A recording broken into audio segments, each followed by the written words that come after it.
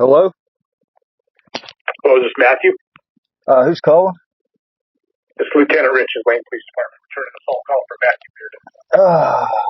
Well, you called me a little late. I was hoping to hear from you on Friday, Lieutenant. I really was. I'm off on Friday. Are you? Alright. Well, so, yeah, I wanted to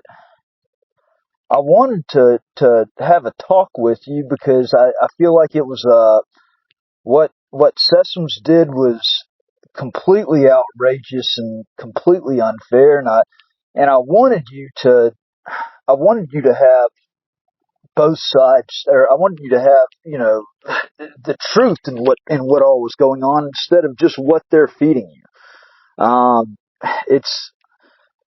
I don't know what all you've looked into. I'm not trying to. My goal was not to try to cause any issues with your department whatsoever. I am a journalist. I am an author. I'm working on publishing my first book here in a couple of weeks. And I gotta tell you, so I was back. It all starts back at 2017. I was literally framed for a crime that I did not commit. I want to point out also on your email that you had sent out, I was never arrested or charged with stalking the mayor in 2017. That was not the case. So this thing has been completely political since day one. They've been trying to, a persistent issue in their eyes is a guy that's fighting to vindicate himself. A guy that's trying to get public records that are held on to. And honestly, I don't even know where that came from with the Oxford Police Department, because I haven't had any issues with the Oxford Police Department except for June 20th, 2022. That is literally the only time I had any issue with them, and didn't even really have a big issue. My issue has been with the Sheriff's Department over in Lafayette County. Where this all came from just goes completely over my head. But I wanted to talk to you about that because, I got out of prison January 22nd of this year because it was an illegal sentence that got vacated. It was all part of it was part of a conspiracy, a multi-state conspiracy, just like what they're doing with y'all. They did the same thing with Galveston, and Galveston is now wrapped up in litigation. Okay, it was a deputy that, because I exposed her lying on stand, intentionally lying on stand to send me to prison for a year. I did what any person would do. I mean, if you went to prison for a year and knew that you spent that time, you were taken away from your kids, and you were innocent the whole time and went there solely because of lies, I'm pretty sure that you would want to write what happened and, point out, hey, here's where she lied. Here's where, it was a phone call that I was going to the FBI office in Oxford to go and report crimes. I was banished from Oxford and Lafayette County as part of this witch hunt. And for official purposes, I could go back into the county. And I called the FBI office to let them know that I had something that I needed to report, and set up a time with the FBI agent to come in there and actually speak with them.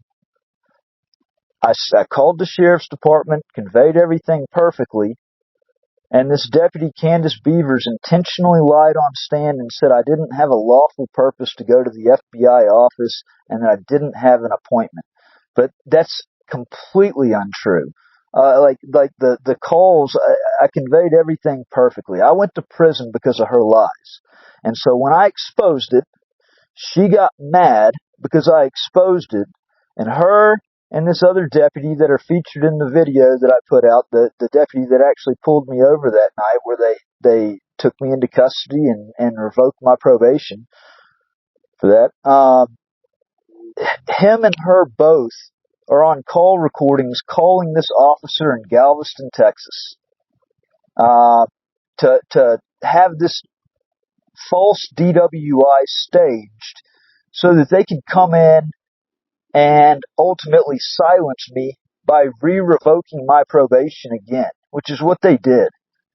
I haven't drank any alcohol since the end of 2018, and the first question the officer asked when he walked up to my window was, "Are you an auditor?" And then proceeds on to asking me if I had been drinking. You know, these are.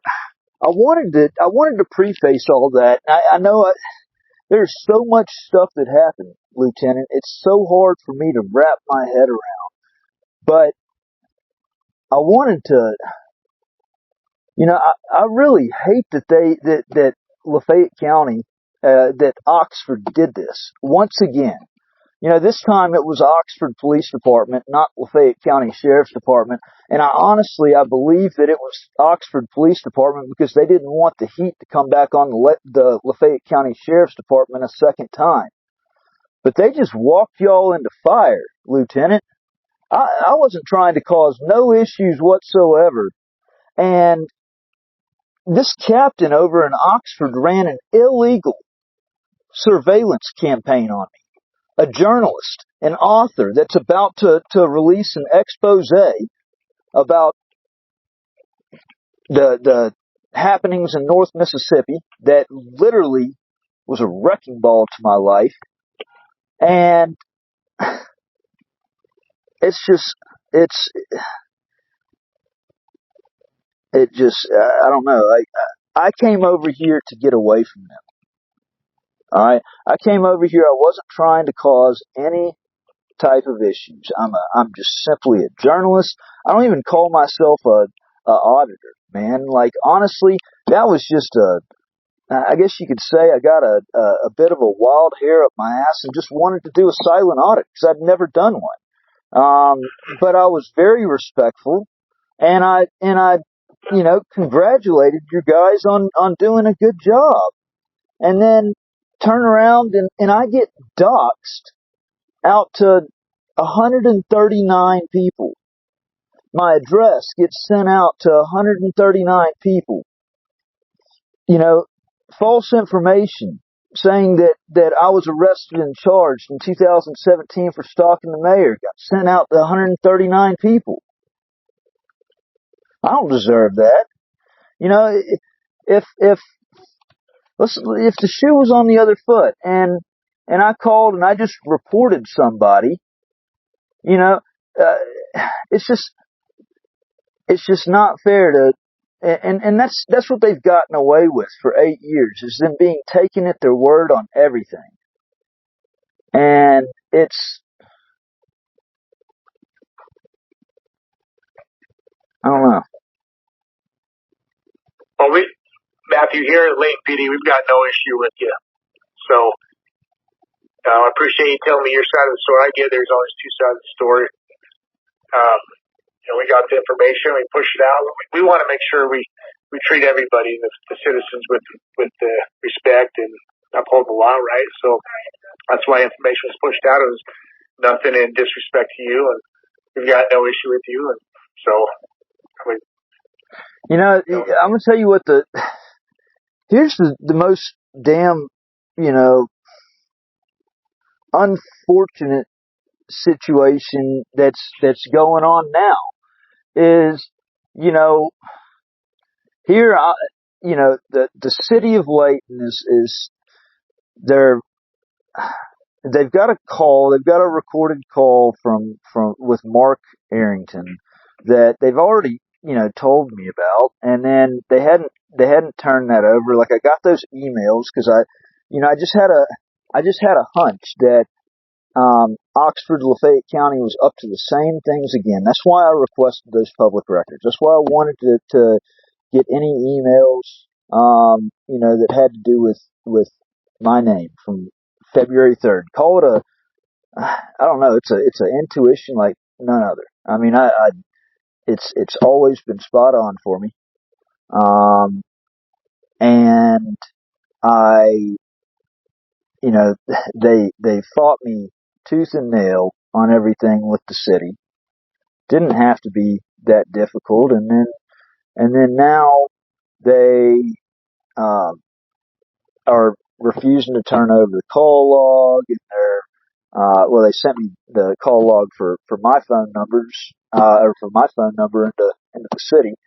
And then they sent me, they did not send me the phone call that the records clerk, I think her name starts with an A, Shink or something like that. She, so that basically, she said that she had it, and then all of a sudden I didn't get sent that information. So I'm trying to, I sent her an email back, didn't get a response. I called the city.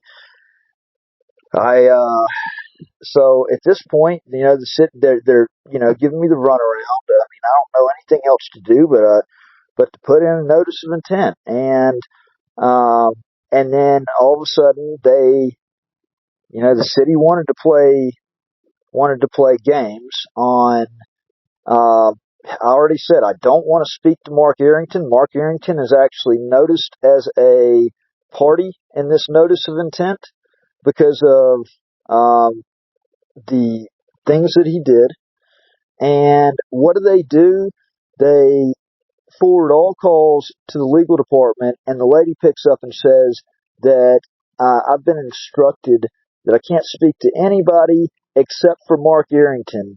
And I told her, I said, hold up, that's a huge conflict. In fact, that's actually against ethics, because you can't speak to a party that, it's like I shouldn't be speaking to him if he's presumed party.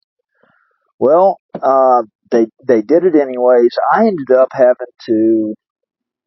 I'm just going to be honest with you, Lieutenant, because I mean it's there's no sense in even keeping anything hidden at this point. I felt like my hands were tied in the matter completely. I felt like because of what they were doing to me with the city, I felt like when I didn't get a call back from you Friday, and then I didn't get a call back today, I figured it was the same thing with you. That it was like y'all were just basically shutting me out, and I mean, I called you. I got your voicemail and I gave you a call. I'm not always in the office, so I know that, Lieutenant, and I actually legitimately kind of feel a little bad because you did reach out, you did do, and man to man, I appreciate you reaching out and giving me a call. I really do, like I said, you have my word.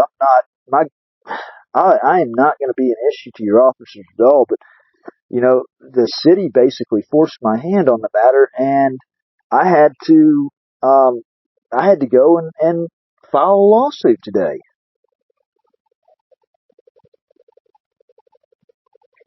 Yeah, I mean that's your right.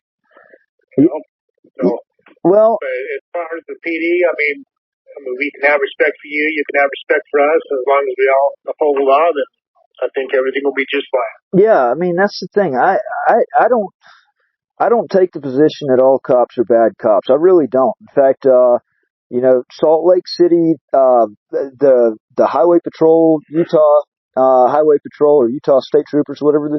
Several supervisors actually, I'm very cool with, and they've actually told their officers, that I'm not there to harass or do anything nefarious or anything like that.